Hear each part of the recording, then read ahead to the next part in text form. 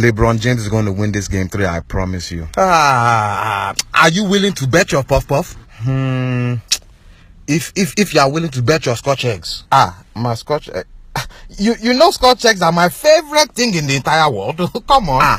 Well, then you're not confident in Golden State. Look at all of this. Reverse psychology, Abby. It's not reverse psychology. You're my twin brother. I can tell when you're not sure. Damn, you have a point. Exactly. So just say you don't want to bet. Do you have to suck your teeth at me? My friend, calm down. Just sit down. Sit back, Joe. Sit back. Okay. Because you're the bigger twin. I will relax means to be quiet small. Okay. It's going to be kind of awkward pooping next to you and not doing anything.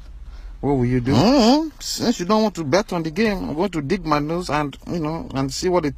How does it taste? Tastes like it's a little salty, but not too salty. Jesus.